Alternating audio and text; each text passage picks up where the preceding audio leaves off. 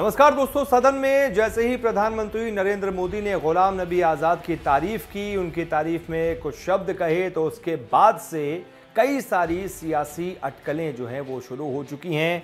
अटकलों का अलग अलग दौर शुरू हो चुका है और उनके साथ साथ गुलाम नबी आज़ाद के साथ साथ पीडीपी के दो नेता हैं, वो भी सदन से रिटायर हुए हैं। उनको लेकर भी, उनके राजनीतिक भविष्य को लेकर कई तरह की अटकलें शुरू हो चुकी हैं। कुछ लोग ये भी कह रहे हैं कि क्या उन पर डोरे डाले जा रहे हैं, क्या उन्हें उपराष्ट्रपति के तौर पर प्रोजेक्ट कर सकती है एनडीए गुलाम नबी आज़ाद को उपराष्ट्रपति के तौर पर उम्मीदवार बना सकती है, या फिर जम्मू कश्मीर में भी अपने प्रमुख चेहरों के लिए वो चेहरों के में इस्तेमाल कर सकती है गुलाम नबी आज़ाद को। इसको लेकर भी सवाल उठ रहे हैं और अटकलें अपनी अपनी तरफ से कई लोग लगा रहे हैं। अटकलें क्यों लगा रहे हैं वो मैं आपको बताता हूं।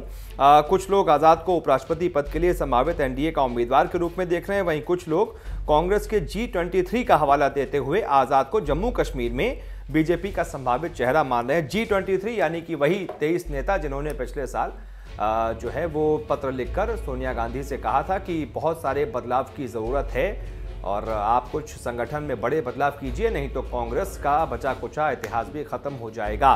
तो फिर वो असंतुष्ट नेताओं को भी, उनमें से ही एक गुलाम नबी आज़ाद भी हैं, तो माना जा रहा है कि भविष्य में जहां पर जम्मू कश्मीर में अगर बीजेपी चुनाव करवाती है तो वहां पर संभावित चेहरा बीजेपी का हो सकते हैं गुलाम नबी आज़ाद। ऐसी भी अटकलें हैं।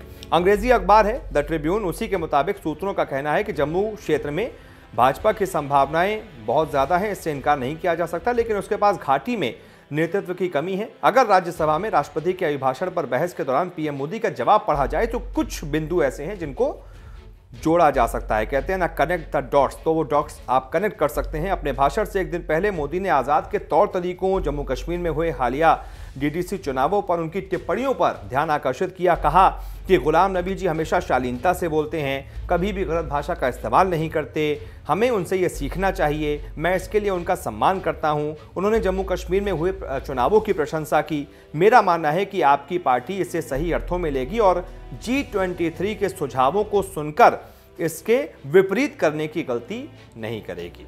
आपको बता दें, वही G20 जो मैंने आपको बताया, उन्होंने ये वही कांग्रेस के वो 23 नेता हैं जिन्होंने पिछले साल सोनिया गांधी को पत्र लिखा था, संगठन में बदलाव की मांग की थी।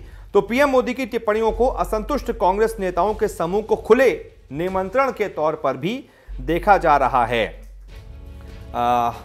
तो देखते हैं आने वाले समय में क्या हो सकता है, लेकिन फिलहाल तो अटकलों का बाजार गर्म है। आप इस बारे में क्या सोचते हैं बताइएगा, और क्या होना चाहिए आपके मुताबिक जरा बताइएगा, क्या राय है आपकी। बहुत बहुत शुक्रिया इस खबर को देखने के लिए।